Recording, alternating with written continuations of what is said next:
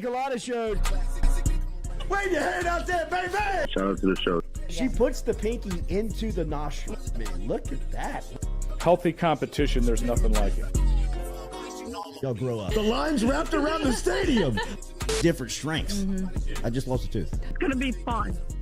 You know, we might have a story. I love what you're doing. Ogeron wants to take us fishing this afternoon. Sharif, you play for the bad boys of the SEC, man. We don't apologize to anybody. A lot of people are saying you're going to be wearing number 7. I don't really know. I want to.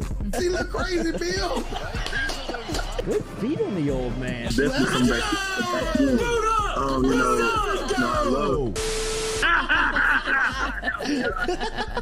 We'll be right back with the Jordy Culotta Show.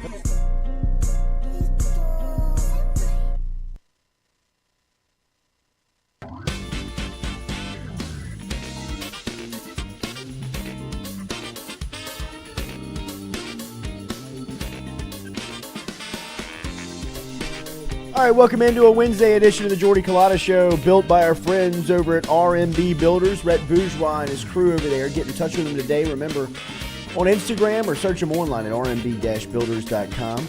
Custom design home, brand new home, or if you're looking just to add on to what you already have or refurbish what you got living in right now, just get in touch with RMB on Instagram. And daily, we're brought to you by Metropolitan Health Group.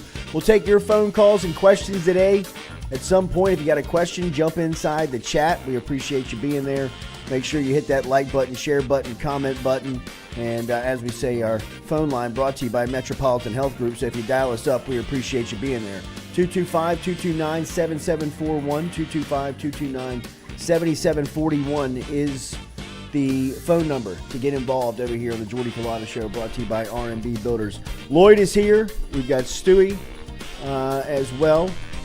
We heard from Zion Williamson yesterday, which was very discouraging.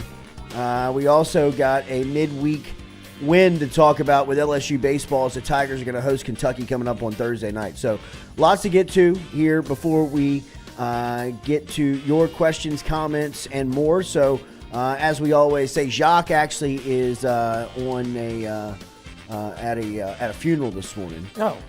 So he's going to be here tomorrow morning, which is why we don't have Jacques this week. So today here on this Wednesday. We will have it tomorrow. All right, last night LSU takes care of business over Tulane as the Tigers beat up on the Green Wave 11-5, and Jordan Thompson continues to flex as he knocked out another home run last night. Braden Jobert knocked out his 5th 2-run home run last night as he knocked one out in the 7th. Thompson knocked one out in the 9th. And LSU took care of Tulane at Turchin Stadium down in New Orleans. They did lose someone last night as Paxton Kling went down with a hamstring. This was late in the game as he was making a defensive play, went up to make it. As he leapt into the wall, it looked as if something happened below his waist, whether it was hamstring, knee, ankle. Nobody really knew at the time, but as he walked off, it looked like it was a hamstring injury. Credit to him for getting up and throwing the ball back in, but after that, it looked like he was in some pain. Like he got shot. It was obvious that he was hurt, laying on the warning track out there in New Orleans. That's a tough walk in to the dugout when you're hurt like that. That's what I was saying when I was watching the game. You got to figure Tulane has some sort of golf cart somewhere on campus. I've never even seen the cart in baseball. Do they use that? Well, they have like the trainer's cart? Yeah, not either the trainer's cart or they have. Oh, I guess because it's turf, they don't have one of like the old school like Ford, like the John Deere tractor truck that you would have that to like go around to the base paths. But everything's turf. Well, I mean, they have that in football. I mean, we see the cart being brought out in football, and it's usually one of those things. I mean, it was a long and lonely walk. It's a long and walk. Jay Johnson leading the charge, walking kind of slowly, but still trying to be like, all right, we got to get back to the dugout, but also have to show some sympathy for my guy. And he didn't know what was wrong, but clearly, I think Leo Van reported hamstring. He had it taped and iced up after the game, so we'll see, because he's been kind of an instrumental part of what LSU baseball has been doing. So they've been trying to find him reps, and he gets out there late in the game and pops his hammy. But like you said, credit to him to at least get the ball in. And then it was a just a slow walk back to the dugout when everybody's like, "What's going on? I don't know. I'm hurt, dog." And I mean, he's the type of athlete that you hate to see one of those injuries because I mean, his biggest attribute obviously is his speed, his ability to run. So a hamstring injury for someone like him obviously could be a little bit more detrimental than someone else. But LSU last night offensively had 19 hits. We mentioned Thompson and Joubert going deep, but LSU had 19 hits offensively in the 11-5 win, which improves the number one Tigers to 27-5 overall. Bryce Collins, a new name last night, gets the start, his first of the season, his first win of the season, as he goes 2 1/3. He gave up 3 hits, 2 runs, but he did strike out 2 last night as Collins gets the win and LSU moves on. They'll face Kentucky here Thursday, Friday, Saturday at the box with Game 1 coming up tomorrow night in that conference series. But obviously last night it was good for LSU to get the win offensively, to bust out like they did. Cade Beloso going back to New Orleans and having a pretty big night back in his hometown. Jared Jones had 3 doubles, ripped doubles, which tied the program's most doubles in a game with a lot of people. If he'd have gotten a 4th last night, he'd have stood alone.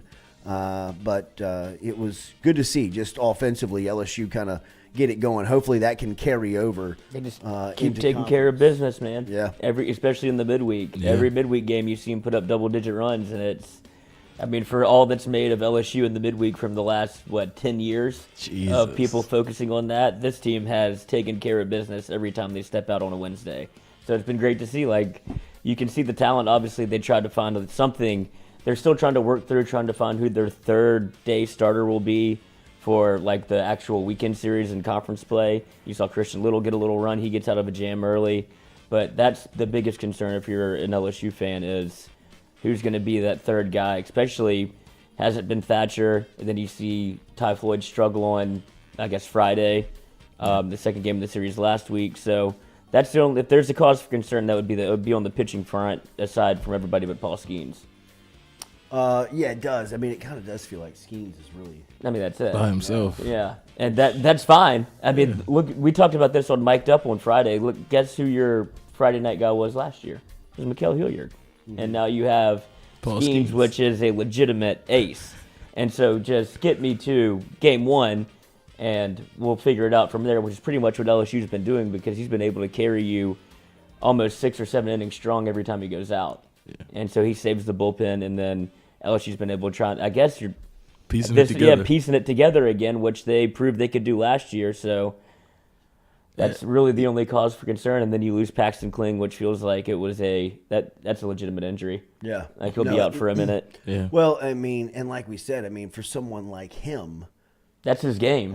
That's his deal, man. And that's, a hamstring for a sprinter, that's at least 4 weeks. At least. If you're Zion, it's 4 years. Yeah, a whole season. But we're talking about probably SEC tournament he'll be back? Maybe? Yeah, maybe. Maybe. Yeah. Maybe. Might see him in Omaha. Yeah. If LSU's lucky enough to get there. Right, hopefully. Jeez. So LSU last night improves, as we said. Tigers get another win, 27-5 overall for LSU. They beat Tulane 11-5 last night and will take on Kentucky this weekend at the box beginning on Thursday. That'll be a Thursday, Friday, Saturday series for LSU. So another big one at the box last night. It was good to see Alex Milazzo behind the plate defensively again man, his pop time is unbelievable. It's a man. Milazzo? Oh my God. It's like a video game. Yeah, that's his best attribute because he's had some struggles defensively, which is weird to see. He had a big hit last night. Yeah, no, he's batting over 400. Yeah. But defensively, he's had some issues with pass balls and such. But if he the catch and throw time is A1. Don't run on him. Pop. If you're I can't believe people run on him. No, there's no reason to. You're really dead meat. He threw that dude up by at least 4 feet. It's almost. He was waiting on him. Yeah, that's what I'm saying. It's almost harder for Jordan Thompson to tag somebody because they have time to see where the glove's going to be. Right. If you're Javi Baez, you can El Mago that thing and avoid it. But The pop time is unreal. I wish he'd be a little better defensively. And they sent Cade Beloso some reason. Did you see that last night? He was rounding third, and the catcher already had the lead. He's like, I'm just going to keep him moving to the dugout. But it was good to see Beloso's night. Oh, yeah. Yeah. He's been good. Yeah, going back to New Orleans. But as we said, LSU last night with a huge offensive night with 19 hits. So hopefully, as we said, that'll carry over. Remember, Daily, we're brought to you by our friends over at Premier South Roofing and Sheet Metal. Premier South Roofing and Sheet Metal, located all over the Gulf South. You can get in touch with them this morning if you'd like. Baton Rouge, New Orleans, Lafayette, North Shore, PremierSouthLA.com. PremierSouthLA.com. Little rain coming through here this morning, so if you have some leaks that you want to get a professional out to look at from Premier South, get in touch with them today. Easiest way to do it is just log online, PremierSouthLA.com. Commercial roofing, residential roofing, metal roofing, roof repair and roof maintenance, all of it. Premier South Roofing and Sheet Metal is where you can get in touch with them at PremierSouthLA.com. If your roof is 8 years or older, remember, you qualify for a free inspection from our friends over at Premier South, and odds are you qualify for a new roof. Bring the professional out today. Let them jump up on the roof and see if you need a new roof. If it's 8 years or older, odds are you probably do. Get in touch with our friends over at Premier South Roofing and Sheet Metal. Premier South Roofing and Sheet Metal online, PremierSouthLA.com, PremierSouthLA.com.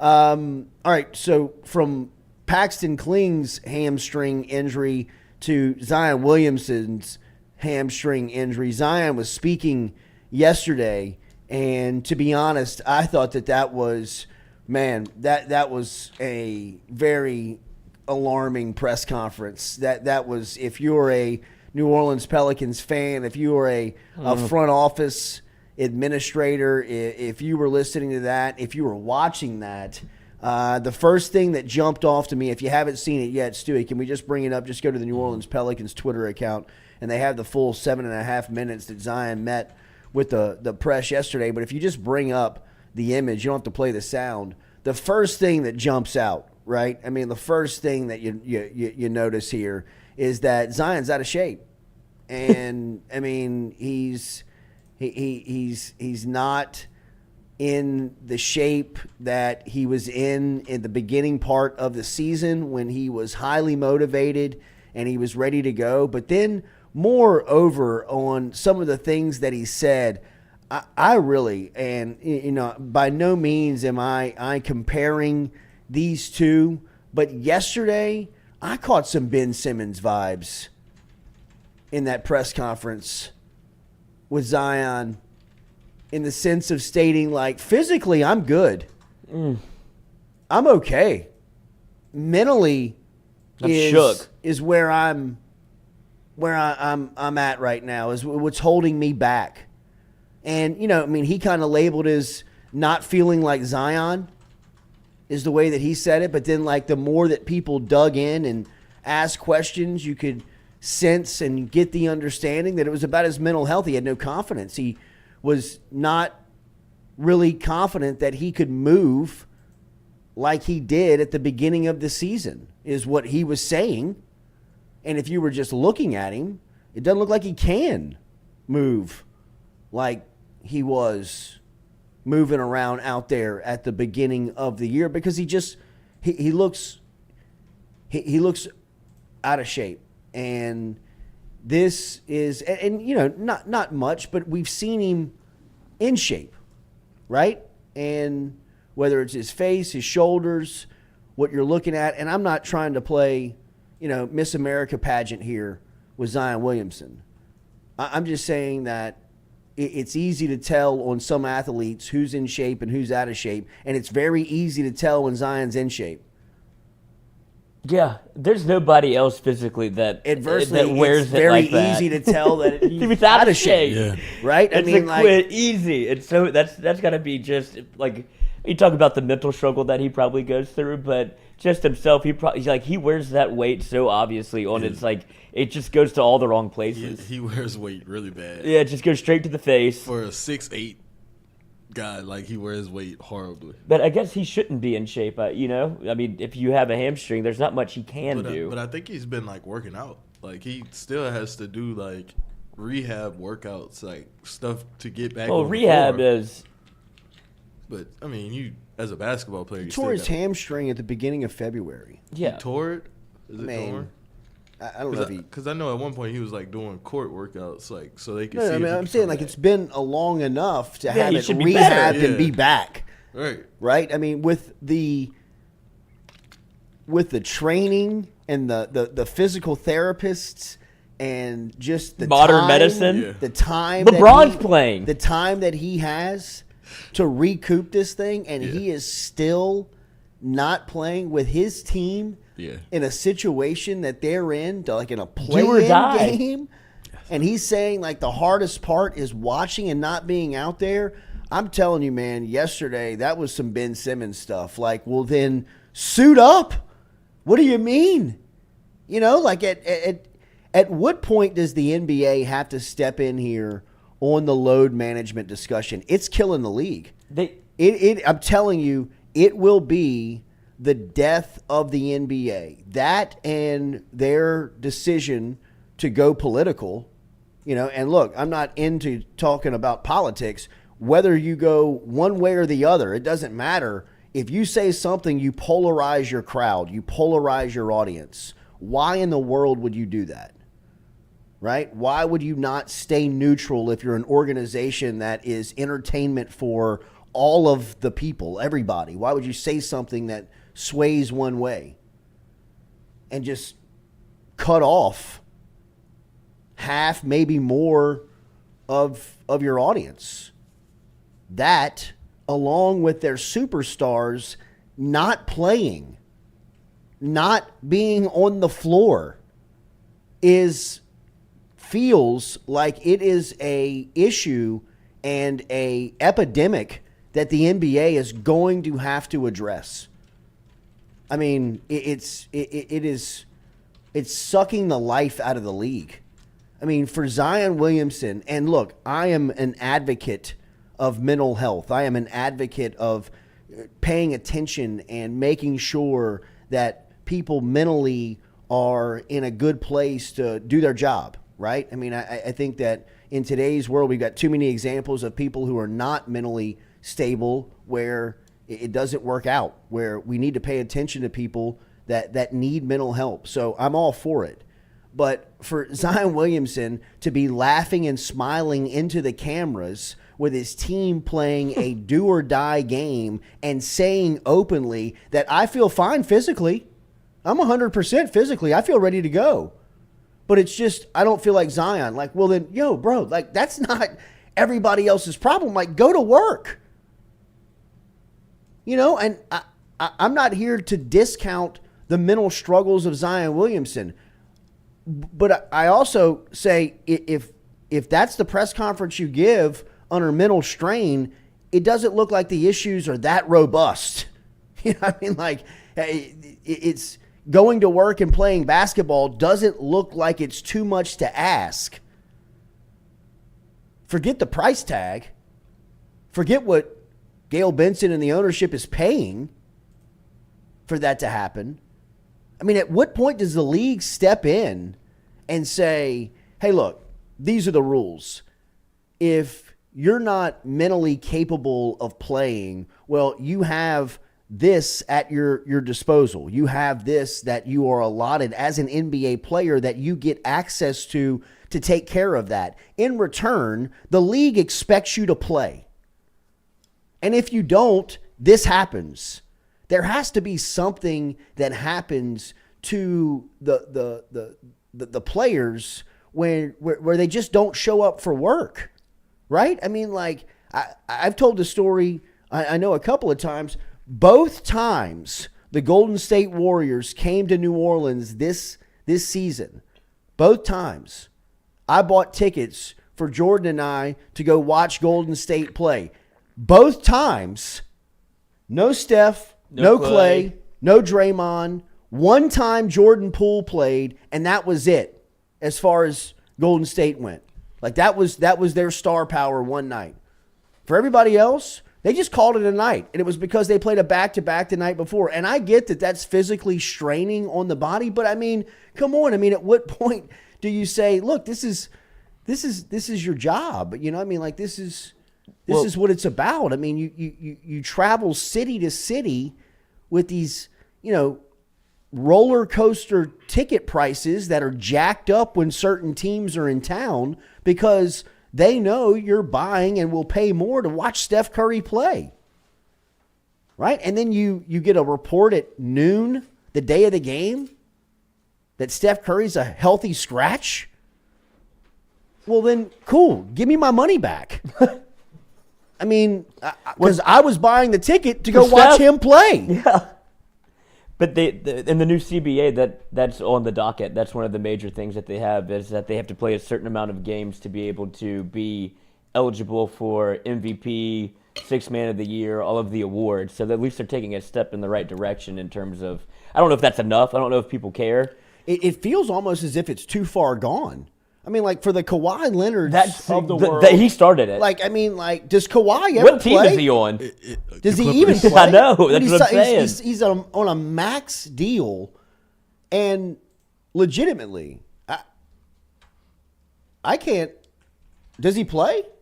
I mean, you know, I mean, it's Duron Tross says, Jordy, read the latest CBA that was agreed last week. The league addressed that. Okay, well, thank you. I will, and I appreciate the heads up on it. But I mean, it is a maddening topic, right? I mean, like, to me, Ben Simmons is done.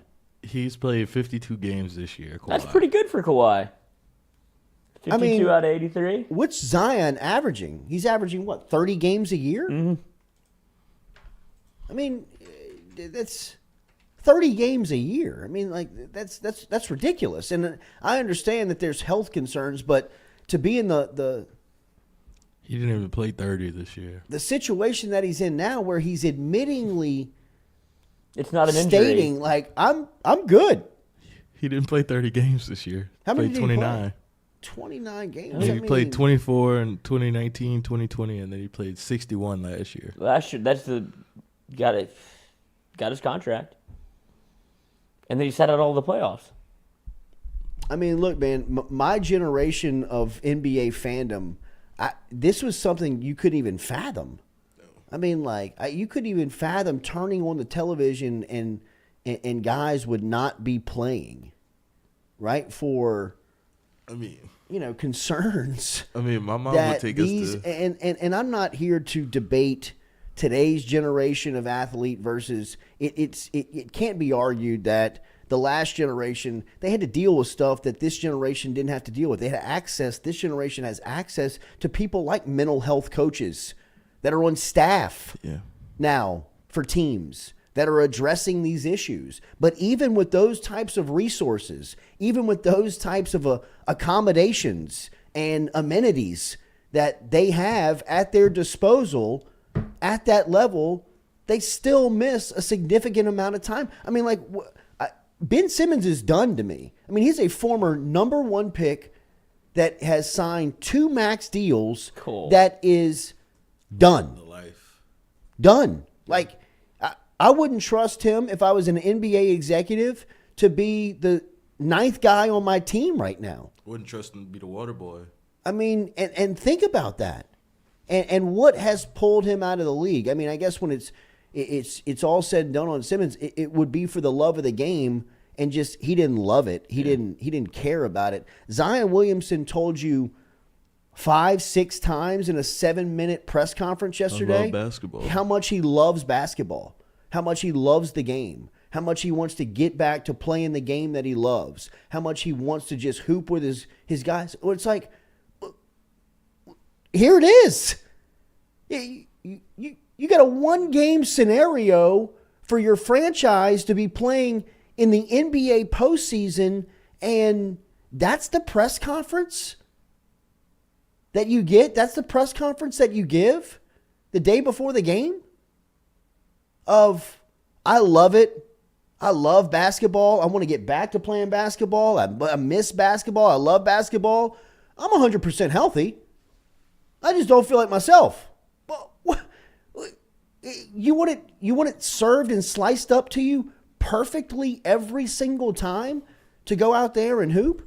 I mean, there's no way on an 82-game regular season schedule plus playoffs that it's going to work out like that. At some point, the mental part has to be fought through. Can't just be tapped out and say, I need help, which I respect. Get the mental help. But the part of mental toughness and health that comes along with being a professional athlete has to be going out there and fighting through. Right? And for you to admit that you're 100% healthy physically, like I feel great 100%. I'm ready to go. Well, then what in the hell is holding you back from stepping out there and doing your job? Really? Like what is, well, mentally I'm not there. Come on, man. Come on, man. Look, that's a sensitive issue where people's mental issues are their own property. I'm not here to trespass on that. But I also, you give me a press conference of 7.5 minutes and you're smiling into the camera and you're giggling at questions about people kind of trying to needle you about like, yo, man, what's the deal? Why aren't you playing? I mean, you could hear it in people's voice like, I don't want to be offensive, but what's the deal? I'm just not there mentally. What's the qualifiers you need to know that you're there? Like, what are you waiting on to happen to say, there it is, I'm good, I'm ready to play? There's nothing he can do, right? Like, if you're already at this spot mentally where you're healthy, I'd imagine the trainers are telling you that you're 100%. But he's like, I feel like whenever I make a certain move, that something bad could happen, that I could get hurt again. And at that point, that's you're cooked. So I mean, do you know that this was the fallout between Shaq and Kobe? Like, this was the issue. At the baseline of it, Shaq would show up to training camp with the intent of, I'm going to work myself into shape. I got 82. Yeah. To get it. I'll be in shape by the All-Star break. Kobe showed up on October. He never left. He showed up the first day of camp and looked like it was June. And fought and was competing like it was June. That was the difference between Shaq and Kobe. That was the strain. That was the rough. If you read Phil Jackson's book, it was that. It was that Kobe wanted to hold people accountable, and especially superstars that he felt like were on his level, because there were only a selected few on the planet that God said, hey, man, I'm going to give you a little bit more talent than everybody else. Right? And Shaquille O'Neal was the golden child of that. I'm going to give you 7. I mean, there has not been one like him. There was not one before him. And there won't probably be one won't be after him. one like him ever again. I mean, he's the white rhino. You know what I mean? Like, he's Great the guy, White Buffalo. I mean, he's the outlier, and he would show up to camp overweight, hurt, not get surgery in the offseason. You know, the stuff that would piss Kobe off. The things that Kobe was so crazy enough that he would take a swing at this big son of a bitch early in camp. You know what I mean? Like, in the book, Shaq's like, he swung at me. Like, I mean, like, when he swung at me, I'm like, this cat's crazy. I can see Kobe going to like he like jump swung. Yeah. Like, you know, like I'm gonna take a swing at Shaq today. Yeah, could you imagine? Could you imagine Kobe Bryant in the New Orleans Pelicans locker room, and he saw on Twitter Zion Williamson's press conference yesterday? Or just even him knowing the backstory of that. And I'm not saying that he would light Zion up. I'm saying that it would probably be good for Zion to have somebody like that behind closed doors. And God rest his soul, Kobe, there's only one of him. But the competitive spirit that lived in the league then still has to reside somewhere. Yeah. You know what I mean? Like, for as much as I didn't agree with Stan Van Gundy being the coach of the Pelicans, I know he demanded that team to compete every night. And if you didn't, he didn't understand it. Yeah. Right? Like, at what point does the line be drawn that said, hey, fellas, look, you're a professional athlete.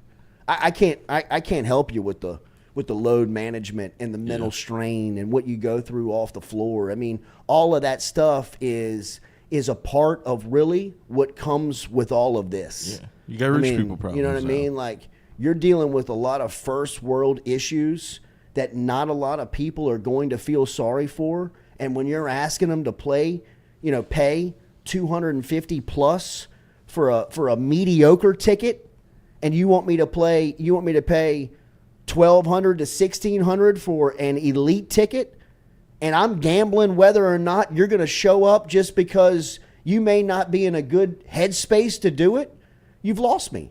Yeah, I'm out. You've lost me. I'm a huge NBA fan, especially at this point of the year. When the NBA gets into the playoffs and you start demanding these guys to play for championships and go out there and play 100%, they're the best athletes in the world. They're playing within a confined space of 94 feet. I mean, it is something to see when they are motivated and ready to play. But, I mean, if I got to wait 6 months every year for that to happen, and then when now in today's world, with a guy like Zion, the playoffs get here, he's 100% healthy, says he could go, but just doesn't feel like going because he just doesn't feel like himself, man, I'm out. LeBron's 38 and he played 55 games. That's the broken, last one. with a broken foot. With a broken foot, yeah, he shouldn't be back out there, and then he's It's hitting ridiculous. Schroeder in the corner for a game winner. It's ridiculous, Like, he's man. carrying the Lakers through the play-in series whenever he's 38 years old. He's the last of the old guard that still he has the same mentality that Kobe had in his career. He's like, I know people are coming to see me play, so when you buy that ticket, LeBron James is going to be on the court. Yeah. And he's been getting injured lately. Like, he's actually hurt. That's the difference. Is LeBron has actually been battling injury. He's 38. That's what I'm saying. He's supposed to be At some hurt. point, he's got to break down. Something's going to He happen. ain't 23. But he's out there dropping 30 a game still whenever he can go. And he gives you, like, he's of the same mentality that you are. He grew up watching the same basketball you did. Like, All these guys did. Yeah. well, All these guys did. I mean, not Kobe- really. Not yet. This generation, like Zion didn't watch Kobe play? he might have like at the end of his career, but I mean these cats. I mean, he definitely saw So, Kobe yeah. rip his Achilles and go shoot a free throw. I mean, yeah, I would hope he. Yeah, did. but he didn't see. But he didn't see MJ. He said like Kobe would I be hear the you. only. Yeah, I hear you. You know, I mean, I hear Kobe, you. I mean, I hear MJ you played on all that. 82 when he was 40. Yeah, and maybe not my generation of watching NBA, but I mean, even the generation before this demanded. Yeah. I mean, Kawhi Leonard's the first guy I've He ever did heard it. of that has said, "I don't want to play," Yeah, I don't know. Kawhi and it Kawhi's just different. it almost now is like a boat of. It's like a badge of honor. Yeah, like it's almost like they respect him. Like a load management. I can't play tonight. Yeah, like, no. what do you mean? Sorry guys, can't play tonight. You know, it's like, what do you mean you can't play? Well, I just don't feel like it. All right, then I guess we don't pay you to be a basketball player anymore. Then, huh? You know, Guaranteed money. Adrian Bailey has a good point, and this is true. Kevin Durant is another player that loves to hoop if he isn't hurt. Look, that to me is why Kevin Durant can play with anybody. Think about it. KD is the most. He's the easiest superstar to coincide with. Give me somebody else. I know that we bang on him for joining superpowers, but at what point was he the malcontent? Yeah. Really? You know what I mean? He got along in Golden State. Well, him and Draymond at the end had a spat. You live long enough with Draymond, you're going to cross paths with him. All in all, Draymond was the reason why he was there. Ex Jordan Poole. Right? Exactly. Cool. Exactly. I mean, and now they're all cool. Right, I everybody's mean, cool. you know, did you see what Draymond said about Rudy Gobert? Oh my god, you just saw. You just He had was like, soft I mean, person- I would label Rudy Gobert as soft.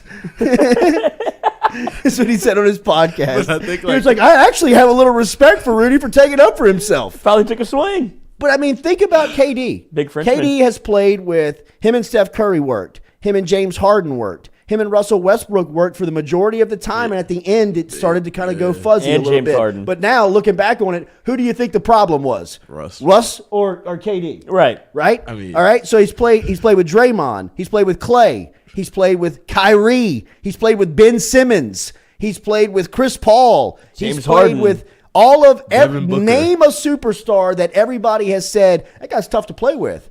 KD's played with all of them, and every time KD's healthy, he's out there and he fits in. He was the MVP of the Golden State series when they won the championship. He was Brooklyn's best player in the playoffs last year when Harden was trying to get it right. I mean, he was Brooklyn's best player when they added Ben Simmons this year, and they all three were out there. Where is James Harden these days? He's Philly? in Philly with Embiid. I mean, it's just. James Harden loves load management. Oh, I mean, you got Joel Embiid. Joel, you're gonna go every night. Yeah, I might go two It's nights. maddening, man. It is maddening. It is maddening. because you would love to see Zion on this team. You would like that's I mean, he's the missing piece of look what. at what they look like in September. Yeah, like that's if you're, I mean December. if you're the NBA, you see that and you're like, That's what get him that's out what there. That's what I don't understand. That would be that's they what would be I the don't face get of the either. league. David Stern, and I'm not David look, Stern. David Stern wouldn't put up with this. Oh yeah, he would. Well, I mean, David he was working Stern with the FBI. Well, I mean, David Stern, because he knew, like, hey, we're running a business. This is serious. Like, this is y'all want to run like internationally. Y'all want to make like money that you don't even think It's possible. that's possible. You know, I mean, he knew like behind closed doors, like if you want to do this and you want to take it to, Those China, levels. We can. you got to play. You know, like we have to market you every night, and it can't just be Michael. You know what I mean? Like every city has to have a superstar. Everybody has to have someone that you can latch on to, that when I show up, Charles Barkley's going to be a 76er, that Alonzo Mourning's going to be a part of the Heat, that Larry Johnson's going to be a Hornet, that AI is going to be a 76er, that, Magic Johnson's going to be a Laker, Larry Bird's going to be a Celtic. I mean, Tim Duncan's going to be a Spur. I mean, these guys got to play. Now, who is? I mean, outside of LeBron in LA, that would be Jason Tatum in Boston, and he's Giannis, 23. Giannis in Milwaukee. Yeah.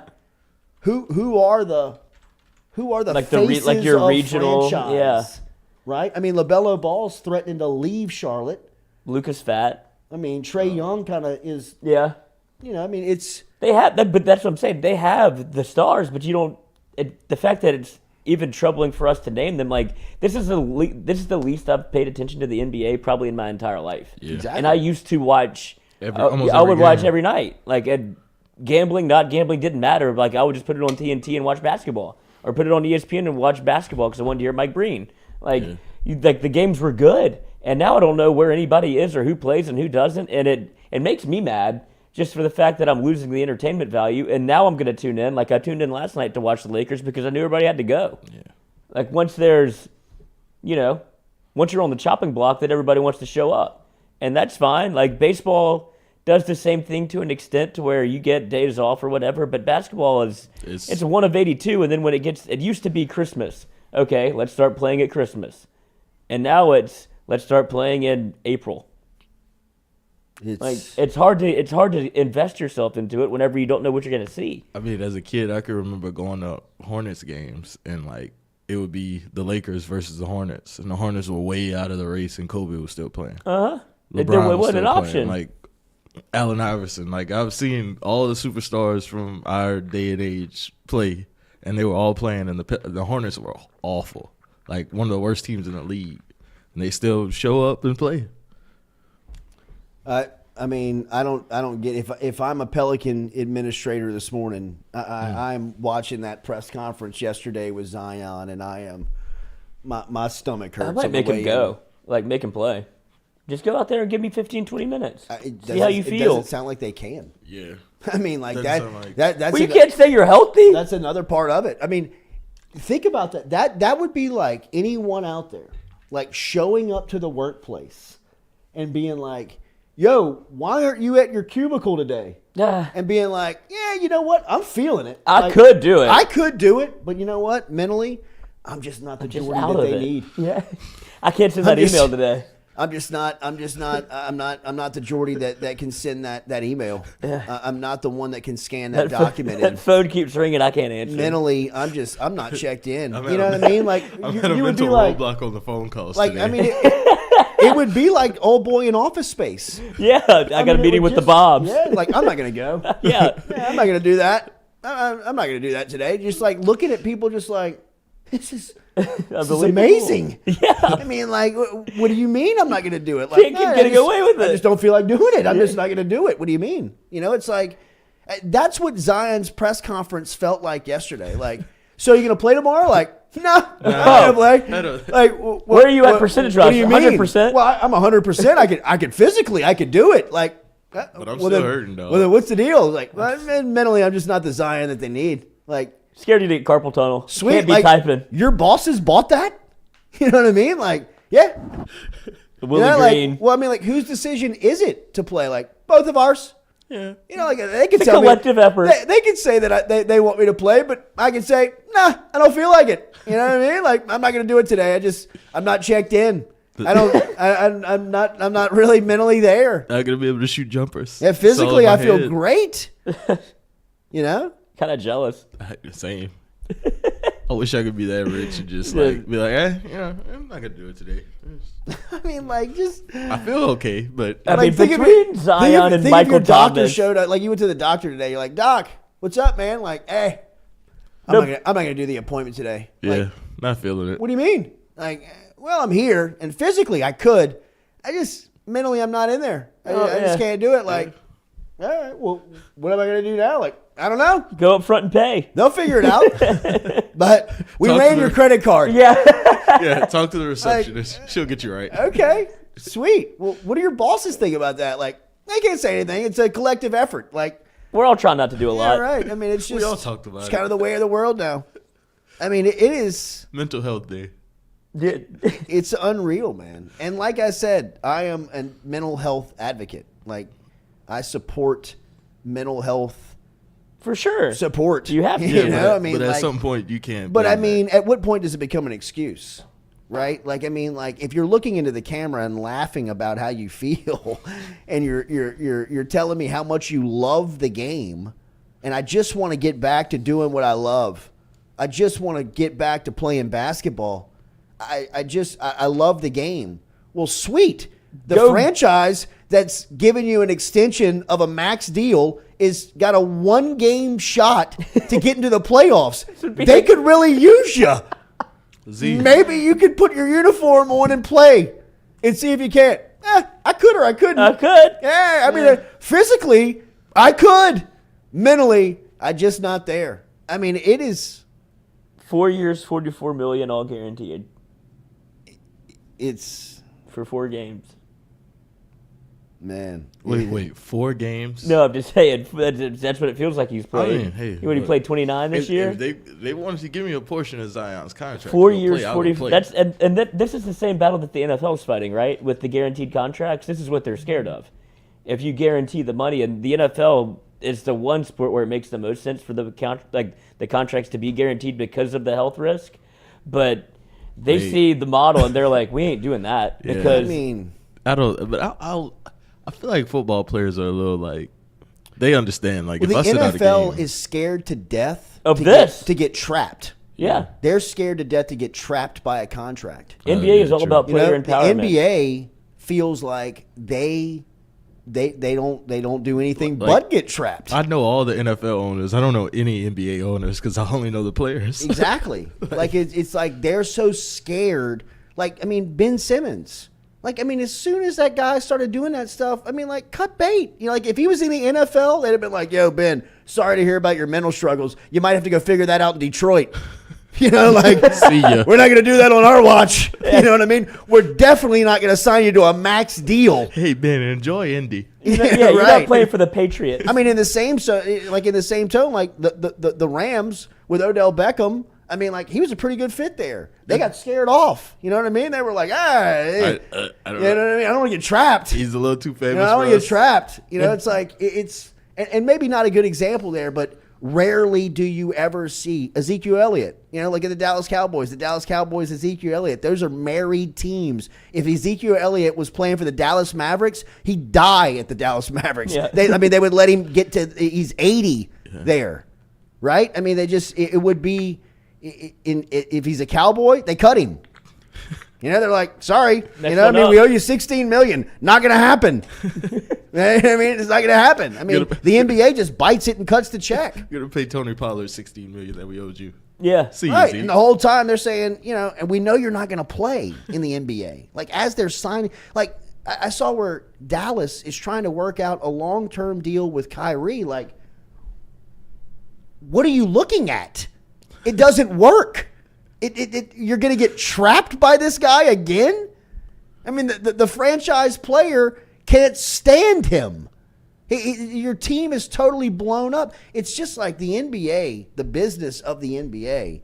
I'm lost on it. Yeah, I really am. I'm lost on these max contracts where these guys can look into a camera, smile and laugh, and say, "I feel, physically I'm 100%, but mentally I'm a little tired today, so I'm not going to play." Just a little spit. And New Orleans mentally. has 2 of them. You have Michael Thomas doing the same thing.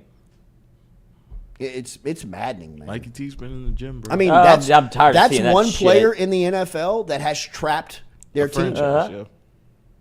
I mean, that one feels closer to the NBA than any Any of of them. Yeah. I mean, like, it is an NBA player. Think about it. Michael Thomas signed a contract worth a max amount of money for his position, and since then, he hadn't played. I mean, like, it sounds like Zion. I think the toe's feeling a little. It's Yeah, feeling my better, foot. but I don't feel like playing today.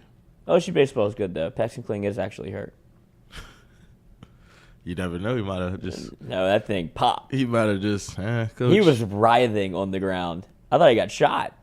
Yeah, he looked hurt. I mean, he was. I mean, if I he's- couldn't tell what happened if because he he's was in so not much hurt, pain. Yeah, You're like, bro. yeah, it changes the locker room dynamic a little Get bit. up. They'd be I mean, like, like- even that probably still did like Kling. what do you mean you're not hurt? You're 18. Yeah. You look like you got sniped. He did. That's Nola, baby. Got shot.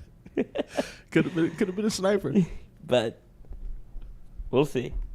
Excited for the Um, Kentucky series. I saw that ESPN has picked up the spring football game, so I guess LSU's going to do this. BK. like, Have it. Get the flags out, BK, boys. Have it your way. Get the flags out, boys. We're playing touch football on national television. imagine the person that told him like, hey Brian, Hey, gotta do this. Yeah, we gotta. I gotta got do Peter this. Burns on line 1. I got Sankey on hold again. He keeps calling.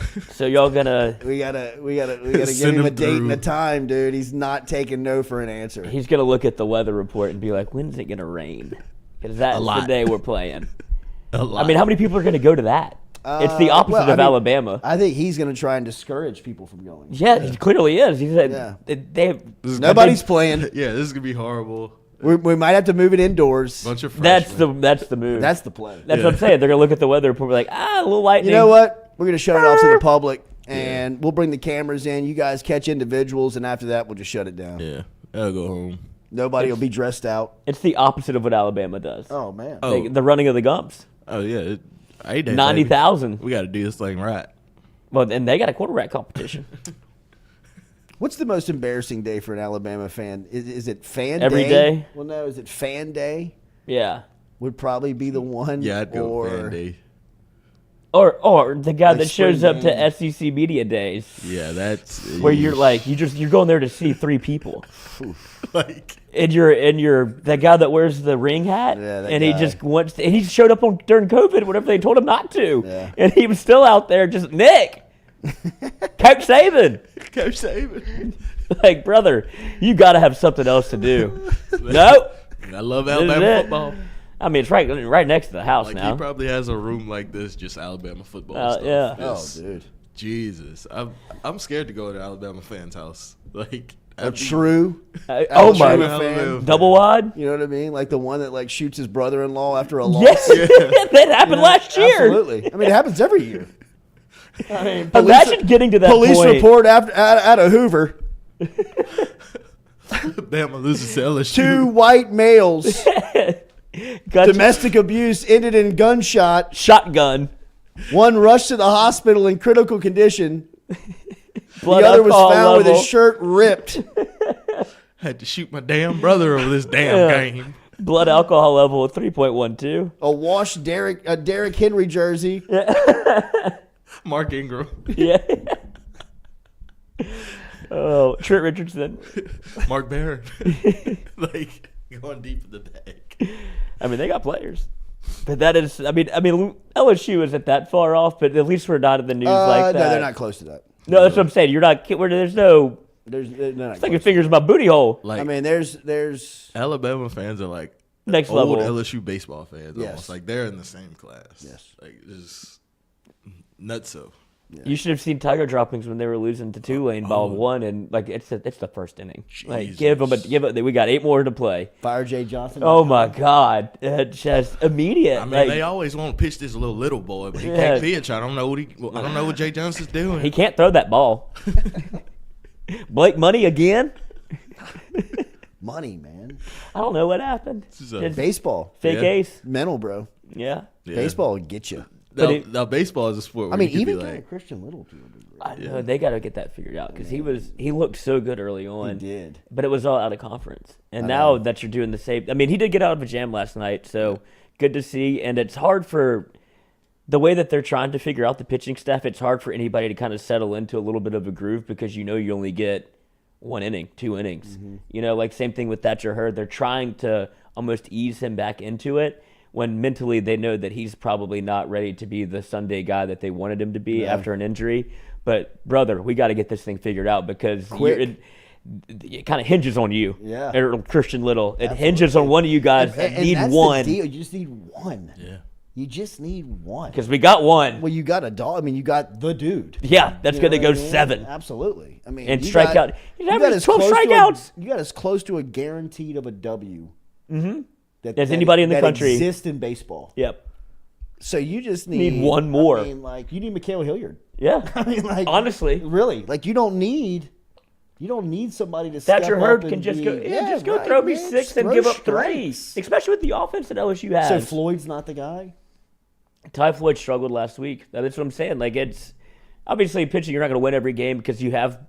It's so hard to compare everybody to Paul Skeens because you're not supposed to. Like that's an anomaly. He's going to be either the first or second pick overall, and so. But if you do have that, you need to either figure out a way to go pitcher by committee, and we just have to get one more, right? Or we need one person to step up and give me 6 and shove. Maybe Gavin Guidry. It might be. Griffin Herring. Or Griffin Herring. It might be a freshman. It might be that. Those are the 2 guys that have shined. Or hopefully they can dodge a bullet on this Garrett Edwards situation. Yeah, and because I think it could be him. They want him at the back end. They want him to shut the game down. Got you. That's what he was. That's kind of what they signed him up for. But now that Thatcher Hurd has struggled, he's kind of entered into that role where he could be the third day guy. And you need Ty Floyd has been good, but last week he did not look great. So it's just one of those things where they're trying to figure it out on the go, and that's not something that you kind of saw going into the season. But you also didn't see Paul Skeens being this good. Yeah. Dylan Cruz can pitch. Ain't no doubt. I think they knew Skeens was going to be. Oh, not like this. Oh, I think Jay did. I think in fall ball he was. That's why. He was saying like we can't bat him. Yeah, because he's too good. Like he's a guaranteed win. No, but what you saw at Air Force is not what you're seeing at LSU. Yeah, like he wasn't even throwing this hard. He was throwing like 93, 96, which is awesome. Now he's pumping triple digits in the 7th. Like that's the Wes Johnson effect. Well, and that's also the part of Alec Box Stadium that I think nobody talks about is that once you get into the guts of it, like the place is a major league park. Yeah. You know what I mean? Like all of what they have access to. I mean, like even like there's stories about Skeens that you can watch on LSU Gold. He's like, I mean, this place is like Christmas morning. Yeah, well, it's like I never knew that I would have access to these. The technology and the feedback. And then you bring in a Major League Baseball pitching coach. Right. Like, oh, I'm better. Nutritionist. I got pretty good. Nutritionist, weight program. I mean, all of this stuff. I don't have to wake up at 4 a.m. to do my Air Force duties. Like, he's probably living the dream right now for himself where he's like, this is the best decision I could have made. It's a hell of a recruiting pitch for Jay Johnson. Like, look at what we did for Skeens. Absolutely. Oh, no doubt about it. All right, we'll have hour 2 for you next. Make sure you hit that like button, the share button, comment button. We'll take your comments, your questions, your phone calls, and your text messages. Remember to get involved, 225-229-7741 and daily that were brought to you by Katie's Restaurant. Katie's is located over in Mid-City, down in New Orleans on Iberville Street. katiesinmidcity.com, katiesinmidcity.com. Great menu down there over at Katie's. Get a taste of New Orleans. Go get some cold beer. Great spot. It is. It's a great vibe down there. katiesinmidcity.com. katiesinmidcity.com. Hour 2 coming for you next. We'll take your comments, your interaction, your questions, your texts, your questions inside of the chat. Get them in now. We'll answer them here on the Jordy Culotta Show, built by RMB Builders, coming up next here. Hour 2.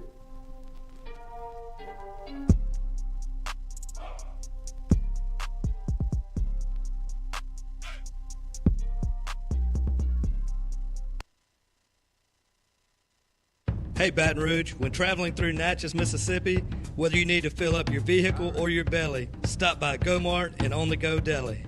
Go-Mart has clean restrooms, community coffee, an awesome beer cave, and a great selection of anything you might need on your trip. So stop by Go-Mart at 4 Sergeant Prentice Drive as you're entering Natchez on the left, and visit Tom and Wright Granning and their awesome team at Go-Mart.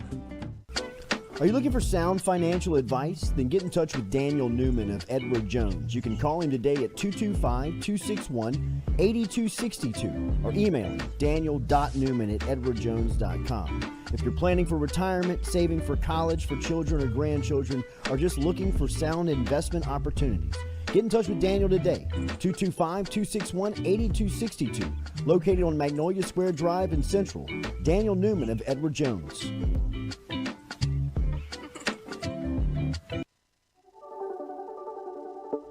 Don't let the name fool you. Men's Total Health has offerings for the ladies, too. Guys, is your wife or partner suffering from urinary incontinence, low sexual desire, or pain during sex? Then the O-Shot might be for her. Don't let it scare you. It's totally natural. It's PRP. And Mike Roach and the crew at Men's Total Health will make you as comfortable as you can be. Contact me for more information, Katie at jordyculotta.show.com, and I'm happy to tell you everything that Men's Total Health has to offer for the ladies.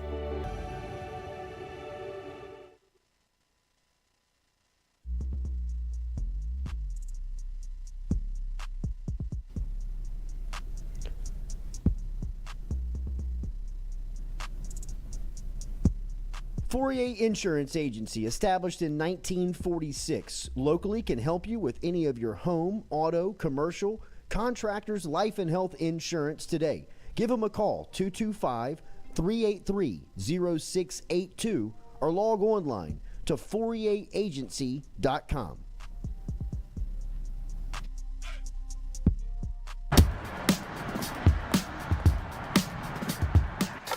Hey, she's on her way up.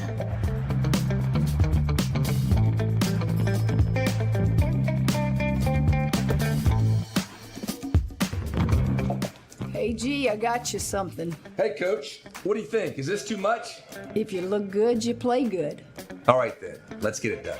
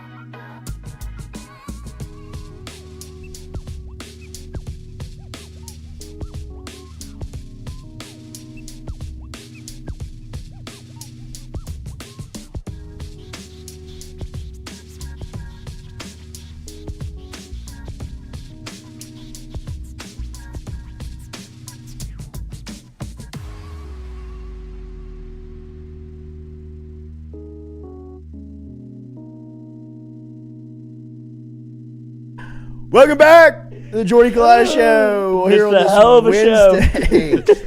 Hour 1 in the books. We appreciate you being there. Make sure to hit that like button, share button, comment button as hour 2 coming your way. We talked a little bit, talked a lot of NBA for you in that first hour. I know that's what you wanted to hear. Obviously, LSU, their chagrin. LSU and Tulane last night had some reaction to that. Shaquille O'Neal called Angel Reese the greatest athlete to come out of LSU sports. Now, Shaq, jeez. Shaq, who has a very strong voice, and when he speaks of LSU and the history of the athletics, obviously has a ton of respect. But I love Angel Reese, and I think Angel Reese will go down as an all-timer at LSU. And sure, with the national championship, she's already staked her name into the history of the LSU women's basketball program and to LSU athletics. But to call her at this point, maybe she makes a run at it. You know what I mean? She's still got time to play. But her first year in what she accomplished has definitely set her sail into those types of discussions. But to crown her just after 1 year, I credit the Diesel for understanding the moment, knowing how to capitalize off of a little bit of PR, and knowing that would get some run for him because we don't believe right now that is. If you had that, we're having a Jimmy Gentry says put it on the poll, greatest LSU athlete. Is it too obvious? Is it just Joe Burrow? I think Burrow would be there. I think Pistol Pete would be there. I think Shaq would be there. Yeah. You only have 4 choices. There, I guess. I would put Simone in that discussion. You know, I mean, what Simone accomplished while she was here, don't overlook. Right? She may not have the ring, but she put the place on the map. Yeah. You know, and then prior to that, I mean, I'm sure there's people in history that will be left out, but I mean, it's not many Bob people. Pettit. What about Chris Jackson? Possibly, I mean, Chris, he was here for 2 years, and his freshman season was his best. You know, he averaged 30 points as a freshman. I mean, all-time greatest? Are we talking? That's the discussion. Are we talking about greatest athlete? Because then it's Chad. Chad Jones? Yeah. Yeah. Doesn't he have a national championship? He and Jared Mitchell are the only two in college history to have a national championship in football and baseball at the same time. Yeah. So if you're talking greatest athlete, then that's a different conversation. It is. Most athletic achievement. It is. Then look, man, and look, especially if we're just talking about 1 year. Yeah. Right? Like, I mean, if we're just talking about one season for these people, like I would give you Chris Jackson's freshman season where he averaged 30. I would give you Tyrann Mathieu' sophomore season as a football player where he single-handedly changed the outcome of at least 3 games as a defender that season. At least, maybe more. I'll listen to the argument. Leonard's sophomore year? Leonard's sophomore year, but I don't think that Leonard's sophomore year really crosses the finish line like you wish it would. It gets out to a huge start, but it just kind of fizzles out at the end. Burrow's season has to be the all-time greatest. That's the best season. I mean, it just has to be. Now, Angel Reese will be in that discussion because she led her team to a national championship. The double-double record. I mean, and the double-double record for sure. She will be in that argument. I think that's probably more of an argument that you could really open up discussion on is who's had the single best season at LSU, and it may be even outside of Burrow because I think Burrow's he's the outlier. He's the bona fide 1 seed on that. And we could also go Dylan Cruz right now currently. You could go Dylan Cruz. I mean, even like Todd Walker's freshman season, he batted 400 and led the country in RBI and had won a national championship. I mean, his freshman season was 92. His sophomore season was 93. I mean, he's an all-timer. Ben McDonald's senior season was an all-timer. Justin Vincent's freshman year. Golden Spikes Award. Yeah. Right? First overall pick. Shaquille O'Neal was the National Player of the Year in 1992 during his sophomore year. So, I mean, it was, that to me is the the discussion. Who's had the single best season in LSU history outside of Burrow? That's what you say, yeah. Because I think Burrow's definitely the one seed on that. And by the way, what's the deal on the Burrow statue, man? I mean, like, what is the... Did he graduate? He graduated. Yes, he graduated. What do you mean he graduated? They promoted his graduation. What they if got it on the Ohio flyer. State does it first? No way. No way. He didn't play enough at Ohio State. But they still try to if claim Ohio him. State gets him, it does a statue. That's laughable. Yeah, I know, but I'm just saying. If they want to claim him, claim him. I mean, it's up for grabs. I hear you. I mean, that would be like LSU giving Eli Ricks a statue. Exactly. Exactly. God. But who was the left tackle that played for Kentucky? Oh, Darrell Rosenthal. Give Rosenthal a statue if we're giving Burrow a statue in Columbus. Well, I mean, look how long it took for Skip to get a statue. Look how long it took for Simone to get a statue. Yeah, but now statues are a thing. Right. Like now the statues are a thing. And if statues are a thing, don't overthink it. Make Burrows. I mean, like yesterday. Do you think he's turned it down? No. Because has he come back? He just went to the spring game and that was it. He said, "Y.A. Tittle." Like, yeah, hell yeah. Well, that used to be the thing. Everything around Tigerland is all former LSU athletes. That was like the ode. Yeah. Then it became you don't want to go down Y.A. Tittle. Shit, Y.A. Tittle is the hood. You don't want to go down Bob Pettit Boulevard. You cut it right on Y.A. Tittle now. You lost, cuz. Lock the doors, cuz. You're in the wrong. I used to walk down Pettit back home, and that's just... My uncle used to. My uncle runs a landscape company and started it in college. And some of his first yards he would get were those apartment complexes. Behind Tigerland? Behind Tigerland. Jesus. And, dude, he would drop off me and my buddies. Like, he didn't trust us to, like, pull a trailer.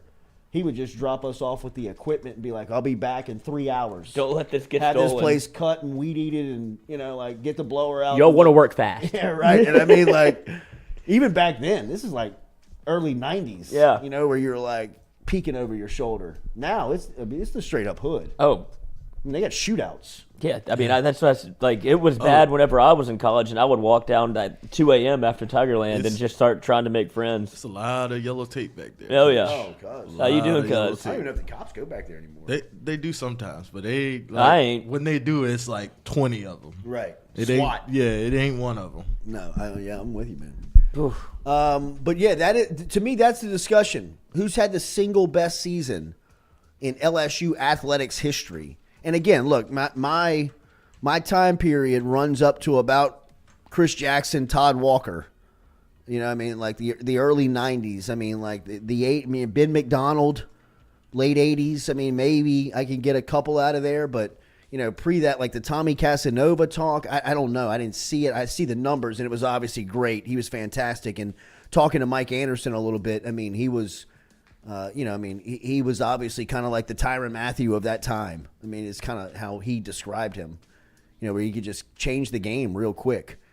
But I think he had a runner-up Heisman Trophy season that, people still talk about. I mean, obviously Billy Cannon's. So I got Tyrann Mathieu sophomore year, Angel Reese this season, Joe Burrow 2019 season. I would take Burrow off the board. Yeah. Take Burrow off the board. I mean, that was just going to be a runaway. Yeah. It is. Tyrann Mathieu. You got Tyrann Mathieu, Angel Reese, Chris Jackson. I would put CJ freshman year where he averaged 30. I think you can only do 4. So whittle it down to your Mount Rushmore and then let the people decide. Todd Walker, freshman season, batting 400, and then put other. It's a cop-out. Joe Burrow. Well, I mean, I'd like to hear what people say. Yeah, me too. No, yeah, and write in your vote. You should put something like to the effect of like Burrow is off the board. Yeah. What I mean? We're not that ignorant. Right. I mean, with 60 touchdowns? Do you want to make this a debate or not? Yes. And a loud 60, Coach. Yeah. Loud. Yeah. I mean, you could put Jamar on the list. No. Yeah, that 2019 season for Jamar he's still like. Well, the thing about is if you put Jamar, you could put Justin. Right. Yeah. And you could put Terrace. I think it's like Devontae Smith, Jamar Chase, and Justin Jefferson are like 1, 2, and 3 in college football touchdowns in a season. You really have to be. And one of them won the Heisman. Yeah. I think Devontae Smith's like 23. And the other one's quarterback won the Heisman. Right. Yeah. Devontae Smith's like 23. Jamar's 20, and Justin was like 19. 19, yeah. I mean, What year was that he was that COVID year? Yeah, it was the year after. Yeah. I mean, they could. He was the best player in the sport that year. Oh, He was. no doubt. He was. I mean, he was fantastic that year. All right, the poll question's up. Southern Eye Center poll Keyshawn question. I mean, Back up. Back it out. Back it up. Back it up, Terry. Freshman year, though. Put it in reverse, Terry. I mean, his freshman year was incredible, man. Beautiful. Beautiful year for him. Ephraim Price. I saw an interview of Kobe when he was asked why he was playing in a late season game, and he said he always plays because he felt like he owes it to the parents who pay their hard-earned money. That's it, man. I mean, that's where I got the mentality from. I remember growing up, I used to watch. I could quote Michael Jordan airtime to you. Like, you could put that thing in right now. I could close my eyes and give you word for word Michael Jordan airtime. I mean, I used to watch that thing hundreds Was that like the little hundreds of tape times. he put together? No, it was just like one of his like films that he put out and like sold back in the day, you know, when he was kind of like capitalizing off of his fame. Gosh, And- VHS still. Absolutely. If you know what those are. I mean, I've never seen this. My rotation was Michael Jordan airtime, which was the 1 seed, always. And then they had Tommy Lee and Pamela Anderson. Then 2 they seed. had this is post porn, right? This is after the cleanup, The magazine is stuck together. right? Michael Jordan's airtime was the 1 seed. And then they had and look, man, I'm telling you, there's a lot of people out there that are going to remember this. There was a film back in the day when we were kids called Dazzling Dunks and Basketball Bloopers. And it was Oh, yeah. It was narrated by Marv Levy. Oh, I mean, not Marv Levy. Is that Marv Levy? Who's the guy? Marv Albert. Marv Albert.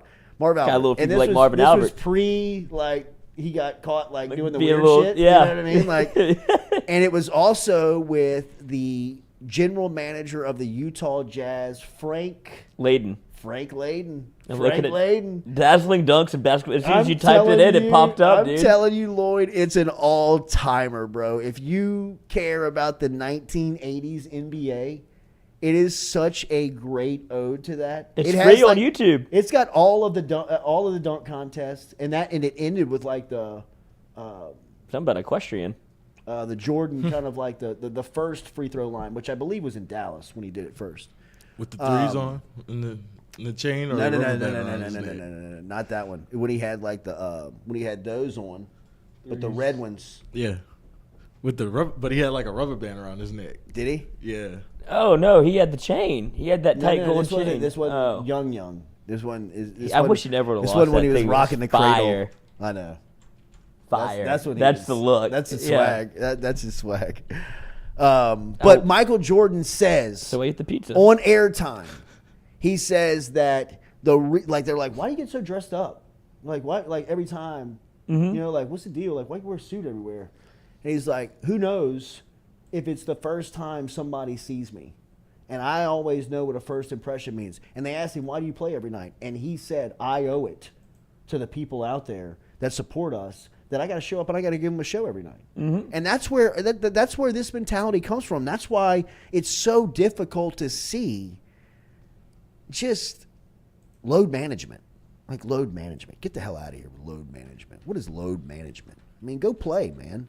You know, and maybe the NBA can do these guys some favors by not scheduling back-to-backs or slimming down the schedule or whatever it may take. But they've got a huge epidemic on their hand. They got a problem. They got an issue that their superstars don't like to play, and they got no repercussions for playing. And I know that a listener gave me the tidbit to look at last week's the new CBA, yeah. And look at what that new agreement is. And I am, and I'm glad that was addressed, and hopefully, you know, that can be. I don't know if that's something- enough. Yeah, that can I don't know spur if they care that. about MVPs anymore. Right. Yeah. Like regular, that's basically what the stipulation But is. it's on like You- 65 games. Yeah, you got to play 65 to be considered for MVP or any major regular season award. That still probably doesn't move the needle for him. Now it's just gonna be more like players that don't really Deserve people it. don't really know Yeah. are going to be winning MVPs and Defensive Player of the Year. Yeah, I mean that's why you Good. get. That's why Yeah, you get feature, Jokic. yeah, feature That's those- why Jokic wins 3 straight. Yeah. You know, I mean he plays every night. Yeah. You know, and it's about his numbers. Who was that Draymond that was like against him winning it a third time in a row? What's that? Somebody I think came so. out. Somebody came out and was like against Yeah, Jokic winning yeah, the yeah. third. I mean, MVP. there was a lot of people that kind of were voicing. They wanted Embiid, and Yeah. I mean, I like, think Joel Embiid's the betting favorite as of now. But Embiid's another one that plays every night. yeah, when he can. Yeah. Started out, I think he played, 30 games his first 3 years? But I mean, he bounced back. And that's the same track that Zion's pretty much on. They're trying to protect him in a sense to where, like, you don't want to ruin him long term, but you only have him but for... once they paid Embiid his extension, He played. he played. Yeah, he was. They out expected him to play, there. And he was out there every and night. he was out there every single night. And that should be the that should be the expectation. I mean, I think that part of the problem is a lot of these contracts are written to allow these outs. You know, I mean, one of the things that really attracted Kawhi Leonard to the Clippers was they let him dictate all the terms. Mm-hmm. You know, I mean, like his contract, he didn't have to be there. He didn't have to play. You know, I mean, that's a lot of the issue. I mean, a lot of it needs to be accountable on the front end of like, look, no, we're not paying this money and allowing you an out. And again, I'll get to the CBA stuff, so it could already be taken care of. Speaking of getting it taken care of, are you surprised that LSU is putting this defensive line higher on the back burner? What do you mean? Like Brian Kelly came out yesterday and said, we're going to do it after spring. Like 3 weeks, right? Yeah. I think he already knows who it is. That's what I'm wondering, if they're looking for, if they have somebody sewed up. He knows. No, who it is. I think that definitely. I think they. Well, that's what, like, how big is this fish? Right. This is a done deal. Well, I think that the fish is going to be big, That's what I'm thinking. and Because he's probably telling them, like, I got to finish out spring over here. right, Like, Or- wherever he is. yeah, wherever he is. Mum is the word. But yes, I definitely, absolutely believe he's got a plan in place. And we're talking about Brian Kelly hiring a defensive line coach to replace Jamar Cain, who moved on to the Denver Broncos. But yeah, I mean, I think that this is something that Kelly was, probably anticipated and was aware of when the Cain stuff really started to gain steam. And, you've got plans for this. I mean, keeping that first staff intact like they were trending towards doing was, man, that's It's tough to do. That's very hard to do, especially when you have success like they had. A lot of it gets cherry picked, and some of the staffers, some of the kind of the shadow staffers were taken and scooped up. But for the most part, you were able to keep nearly all of your on the field recruiting relationships intact, and that's a heck of an advantage for LSU, who is, coming off of so much success last season with the expectation to do it again. So, I mean, I think that, Kelly has been expecting people to cherry pick his staff, probably since mid-season last year, when it looked like they were having some success and people were really paying attention to LSU. He probably thought, look, I got to get out in front of this. I got to make sure that I'm prepared for this. And he knows who on his staff, who is elite and who's not. He knows who's going to get calls and potentially could move on and who's not. And I would imagine that he recognized, with as good of a recruiter as Jamar Cain is and as much success as he had just in his short time at LSU, and the production he got from that defensive line after losing Mason Smith in the opening drive of the season, he knew that, look, Cain's not going to be here long. And next one up is probably Matt House. That if you want to look very far, like, a 1,000-foot view of what you have to probably replace. Like, didn't Brock feel safe in terms of nobody's going to come and get him? Like, he's one of BK's guys. He's older. Matt House feels like the one that if you have to protect against getting cherry picked, that's the next one on the list. He's so good. Because Frank Wilson isn't leaving. Yeah. He's been there, done that. He's back home, and this is where he's supposed to be. Then you start looking at, I guess the defensive back room and the safeties coach, stuff like that. But if you're Matt House is one that you want to be able to keep, Yeah. And then I feel like if you start looking down the staff of what Brian Kelly's going to be here for another 9 years, like Denbrock will probably be the next one up on the list that gets not cherry picked, but probably replaced. Just at some point, after the Jane Daniels experience or however it goes. But they'll probably look for something like a little younger, because that was an easy move to make. Like, you're my guy, let's get this thing rolling over here. He's fired him once before, so I wouldn't be surprised to see him, if he have to get innovative at some point. Jesus, Lord. Well, I'm just saying. Catch that door, Mike. Yeah. Hey, Mike. Come be in. You can stay up in the booth. Yeah. Polian, you got to go up in the booth. Actually, you can't be in the booth. We got a suite for you. Yeah. I mean, it's something that LSU's never had. Outside of Joe Brady for one season, when have they ever had a young, forward-thinking coordinator? I mean, Jimbo. Was he wasn't Jimbo. young, Yeah, he was was. he? Yeah, he was young. Yeah, he was young. I mean... And look how the game has he passed was- him by. I believe he was Auburn's quarterbacks coach. Okay. I don't even think he had play calling OC, experience. yeah. I mean, it was kind of his first foray. real test. Him and Bobby Petrino. What an experience. Oh my God. Could you imagine that staff? Have Like, y'all seen the there's- video of Texas A&M's tight ends catching rugby balls? Yeah. Yes, I have. What are you? It's always Ball A&M. security, jump security. It's hard to hold on to that thing. It's easier to catch, harder to hold on to. A&M is like the strangest drills. Oh, yeah, just they- run regular I football saw drills, that. bro. I was like, what are they doing? Who's the guy that Damian rugby Craig was making the jump pass drill that they were doing for the quarterbacks? It's like, we're just wasting time, kind of Yeah, just killing some time Right. over here. Like, This is it looks like you're working. This is intramurals. Yeah, pull a hammy, Man, what smoke a cigarette. are we doing? They say go to individual, not bullshit. Yeah.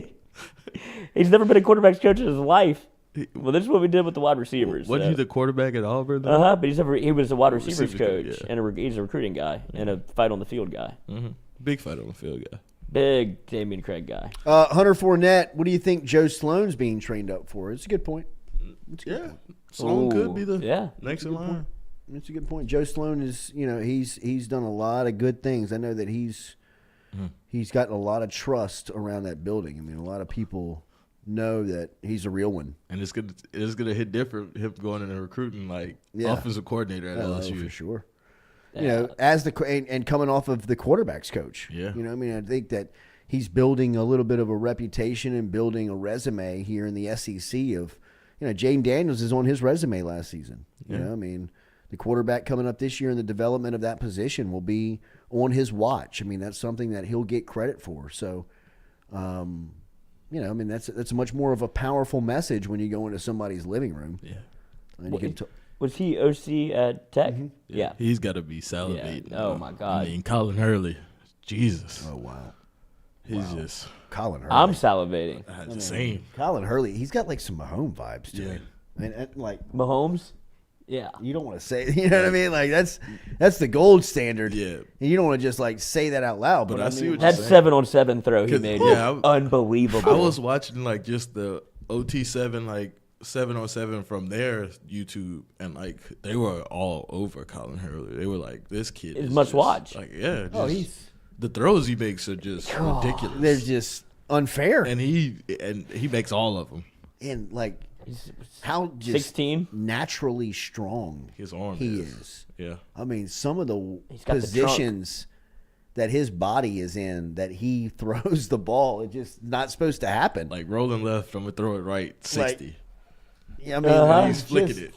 Flick. I mean, But that's the same thing that you get with Nussmeier. Like, that's what part of his game that enamours you. Like, Colin Hurley feels like he's going to be 2.0 of, the next level, the next generation of quarterback. Like, you talk about a Mahomes, like Herbert, where it's like, this is easy. Mm-hmm. But Nussmeier makes some of those same wow throws where you're like, how did the throw at Georgia, Definitely. where he's like, whoa. Yeah. Or his throw against, in the COVID year, was it against Arkansas? Yeah. To Jack Besh in the back of the end zone, we're like, whoa. Like, makes you sit up in your seat a little bit. And you're like, okay, he can do that.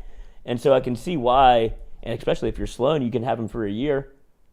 Yeah. Like they're probably prepping him for 1 year, and then he'll ball out and go to the NFL. I mean, that throw he made against Georgia in the SEC championship to Malik on the fade. Oh, he on the the safety's sideline? mind. yeah. Yeah. Oh, my he almost gosh. threw that. yeah. I mean, the DB kind of is Like, oh, oh, damn. they got a different quarterback in. Yeah, right. I wasn't paying attention. We didn't see that on film. Yeah. Because he thought he undercut it. Like, the DB thought he had a pick. And he just like, damn. 80 on my head. All right, we'll be back and close it out here on the Jordy Culotta Show. Come back with us. We're built every day by R&B Builders.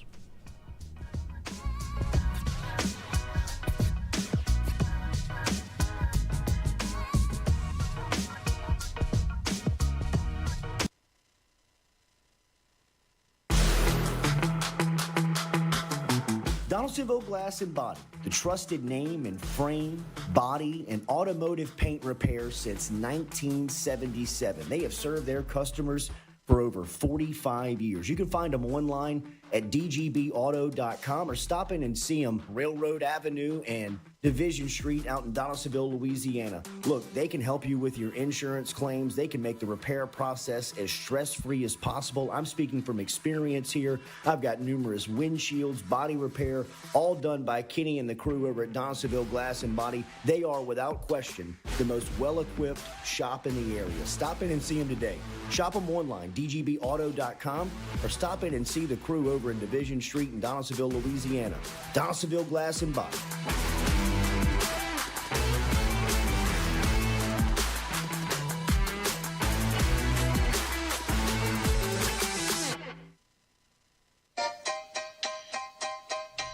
Hey fellas, it's Jordy Culotta for my friends over at Men's Total Health.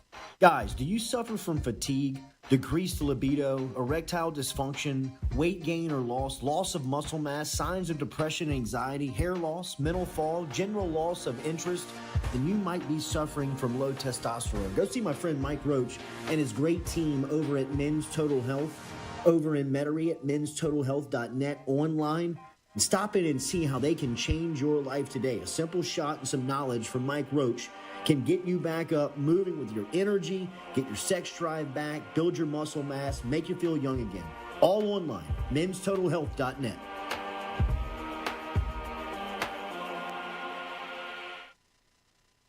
Red Stick Sports, a local staple in Baton Rouge to all sports fans, was founded back in 1981 and has remained a family business for over 40 years. Today, they still have the great selection on the floor, but they're also a leader in custom apparel for businesses, sports teams, and other groups. Take it from us, everybody over here at FM Digital Media. They help us out with all of our apparel. Let them help you out today. Go ask for Cody over at Red Stick Sports. Check him out online at redsticksports.biz.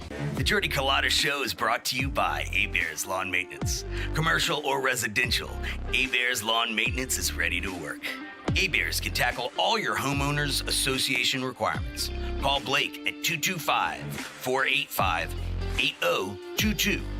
A-Bears Lawn Maintenance.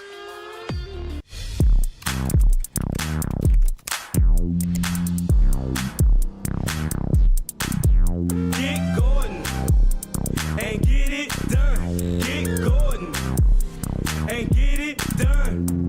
Corrects done. Personal injury done. Workers' comp done. Truck wrecks done. Get Gordon and get it done. Get Gordon and get it done.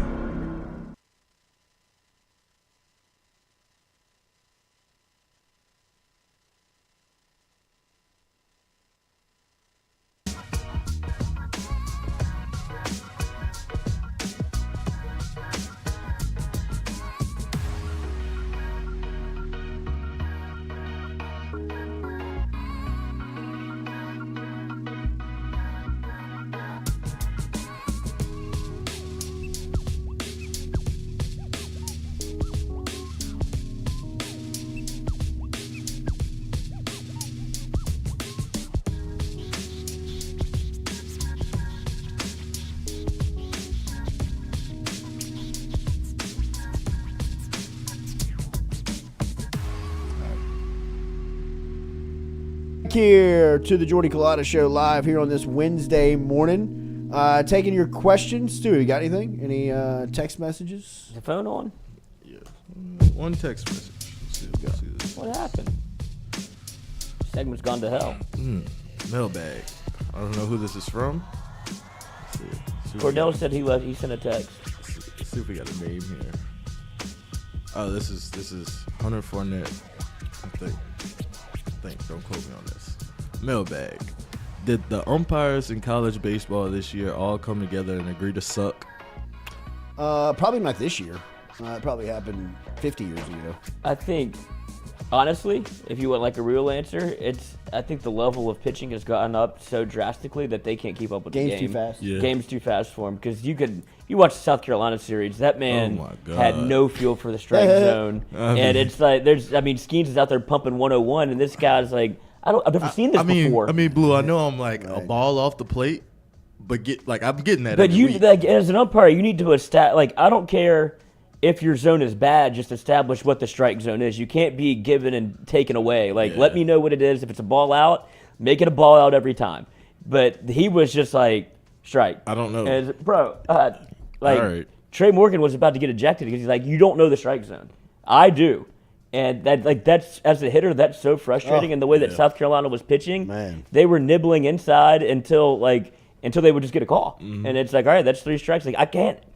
As a hitter, this pitch is unhittable. I can't swing at it because I'm not going to get a hit. I can't hit at a fastball at my face. Yeah, South Carolina was getting some of those calls, and that's just made it nearly impossible to put any offense together. That's going to be LSU's biggest Achilles heel, is if you can take the bat out of their hands by essentially umpiring.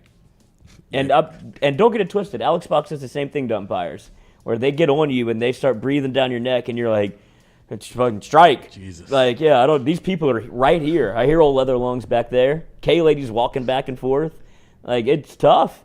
But at some point, they just need to establish what the strike zone is. It may not be right, but at least be consistent. I agree.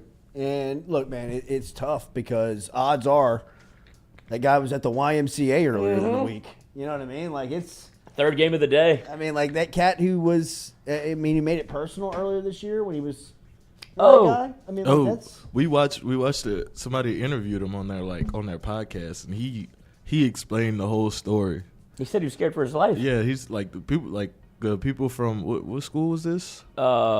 Mississippi Valley State. Mississippi Valley State. The coach's brother was in the stands, threatening his life. Oh wow! He said he was getting worn out. He's like, there's one way. He's like, I should have started throwing people out of the game from the stands. He's like, that's on me. He's like, but I knew no other way to get out of here. He's I felt scared for my safety. It's actually a great interview, and it totally flipped a little bit of the perspective of what seemed like was going on. It looked like what it was, but now that you know the backstory behind it, where he was getting reamed, and he's like, fine, y'all want me to go? Let's go. And the dude was throwing racial slurs at him, just degrading him basically. It's a baseball game. Yeah. It's a midweek baseball game. It's Privateers versus Mississippi Valley State. The only thing I know about Mississippi Valley State is Jerry Rice. Yeah.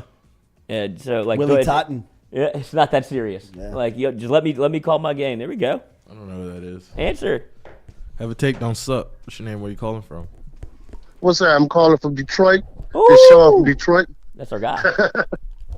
What's the word? And I'm just calling, man, to find out about my program, see who gonna be that third receiver coming out, who had that breakout year for LSU, because I expect big things out of Neighbors and Brian Thomas, so I want to know who you think gonna be that third receiver. I know the Taylor kid, he a stud, for the tight end, but just trying to figure out who gonna be that stud coming out. Oh, I think it's gonna be Aaron Anderson.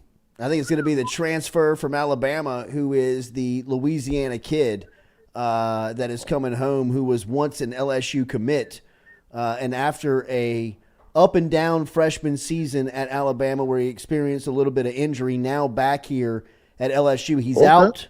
He's out this spring because he had just some cleanup ankle surgery that he needed to clean up from his time in Alabama. So that was expected, but he is expected to be full go in camp, and I would say that without question, he is going to be one of the top options on this team, and that Brian Thomas, Aaron Anderson, and Malik Neighbors are going to be the top 3 options for LSU. Okay. If you haven't seen his highlights, go look him up on Huddle or YouTube. Yeah, he's Tyreek Hill 2.0.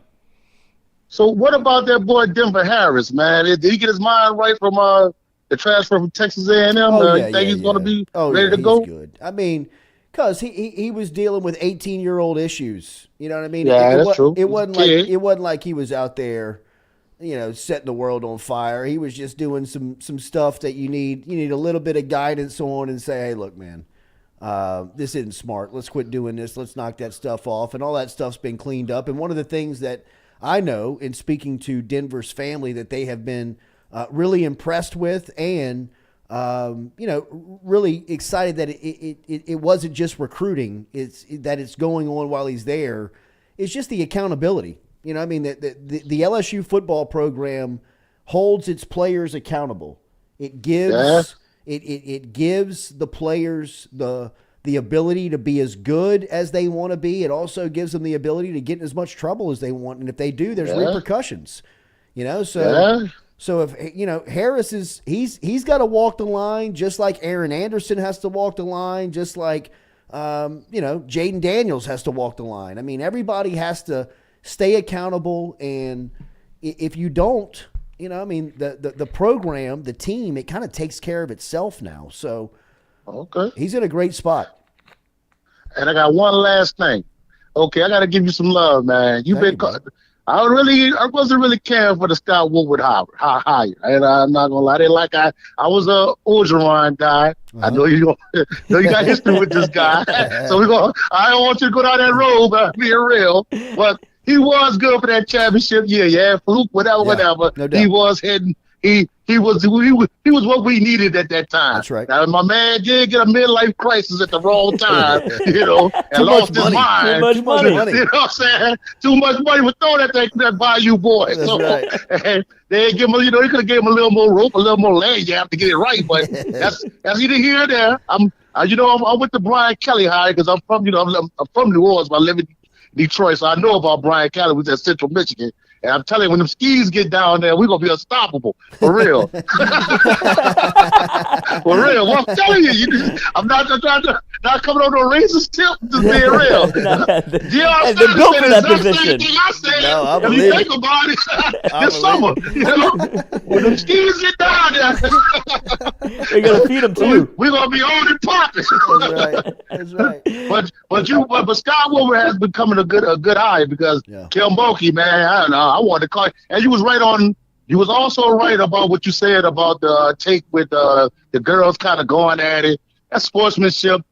I did kind of like Angel Reese to Bayou Barbie. She was going a little bit too far with chasing the girl down. Come on, standing at the free throw line. Right. She walked her down. She wanted to make sure she saw her. She just wanted to make sure she saw her. We all saw her. We saw the free throw line. That's right. She's still following her. She saw her. She said, well, they say that girl from Baltimore, she got a lot of Louisiana, New Orleans habits. She does. That's what I told her mom. I said, are you sure y'all from Baltimore? I said, y'all act like y'all are from the South. Omar gravitated. That's right, man. That's right. But I'm gonna let you go, man. But you're doing a great job. Holla at you later. Take care. All right, I appreciate it. Always appreciate you listening up there. Yeah, look, Scott Woodward, man. The proof's in it now. We were talking about these days a couple of years ago when Woodward's really kind of remaking the athletic department when he was making his hires. You knew at some point you were going to start to experience the fruit of it, and here we are. LSU women national champs, LSU baseball #1 in the country, LSU football, one of the hottest brands in the country. Even the track department right now, they're 1 and 2 in the country. That's a given. Yeah. So, LSU is it's a monster right now from an athletic department. It's a monster. Andrew Messina, who will have more of an impact, Shelton Sampson or Jaylen Brown? I think it's a great debate. I think. Do you see Parker on the? I think Jaylen Brown's dealing with a hammy right now. Yeah, he's been dealing with a little bit of a setback. But do you see Kyle Parker? Shelton's a freak, though. Yeah. What, bro? Have you seen him as in physically? Yeah. Oh, I saw it on our Instagram. Yeah, that man is built. He is put together for an 18-year-old. He's overlooked. Look, this freshman class they don't look like freshmen. No, none of them. No, it's not one of them I could be like, oh, all right, he's a freshman. Maybe Ricky, because he's a quarterback and he's always behind. But he still looks. Yeah, he still. He doesn't look like a freshman. A freshman quarterback.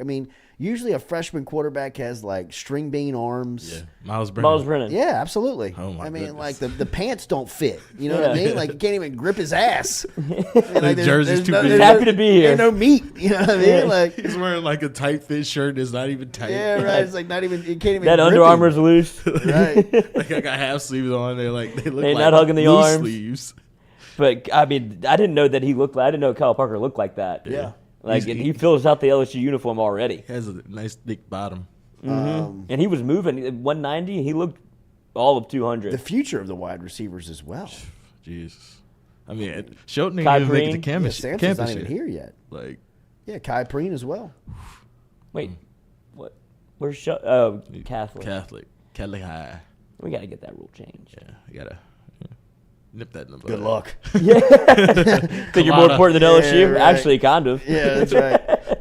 Think you're more important than God? Maybe. What's he done?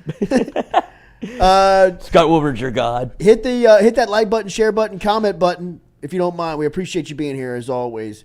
If you have not subscribed to our YouTube page, please make sure and do so. We will be back with you tomorrow morning, 7 a.m. It is Wednesday. That means Mic'd Up coming your way. Jay Johnson? We will determine later. Okay. TBD. TBD. Means you got to tune in. You know 6 who we o'clock. could get? Cardell's caller. Oh, yeah. Put him on. We'll catch him. Real quick. We'll take your call, Cardell. Probably Absolutely. get Paxton Kling. He didn't do anything. Cordell, what's happening? I had to make this call before Jordy ended the show. Yes. He's not good. You know me so well, Cordell. Hey, but I wanted to ask, y'all think the success of the football team, baseball team, and the women's basketball team will indirectly help Matt McMahon in recruiting? I think so. Yeah, I think so. I think that, look, they're looking for success stories to sell, and there's not many that are, directly inside of the program right now. And with LSU experiencing so much of a high on, look, if I was Matt McMahon, I'd be recruiting Angel Reese. If I was Matt McMahon, I'd be recruiting Saturday nights in Tiger Stadium. If I was, I would be taking advantage of all of that. Because of you don't have a lot of good to sell right now. So, yeah, I think so. Oh, sure. Yo, Little Dell, Little Dell. Hey. Got a voice for radio. Nice. All right, guys. I appreciate y'all. All right, man. See you. Okay, I'm just seeing this news come across the wire and just confirmed it with a friend of ours, and this is very sad news that is coming across. Wayne Sims, whose son Wade Sims formerly played for LSU. Of course, Wade was tragically killed a few years back in gunfire on Southern's campus. Wayne, his father, who played with Shaquille O'Neal and played for LSU basketball, passed away this morning, which is very sad news. Wayne is a great man, as came to know Wayne calling University High basketball for the network on that state championship run with Wade and Skylar Mays and John Jones, the third, was on that team as well. And man, Mr. Wayne Sims was awesome. He was a great friend of Shaquille O'Neal's and was a standout LSU basketball player and someone who was always around. Wore number 44 at LSU. I know that the number 44 has a lot of pride in the program with the people that have come before and have worn that number. So rest in peace to Big Wayne here on this April morning as he passed away. So prayers for him, prayers for his wife, as I know that this is a very difficult time. So sorry to end the show on a sad note, but keep the Sims family in your prayers and thoughts today. Have a good one, as it is a Wednesday. We'll talk to you tomorrow morning.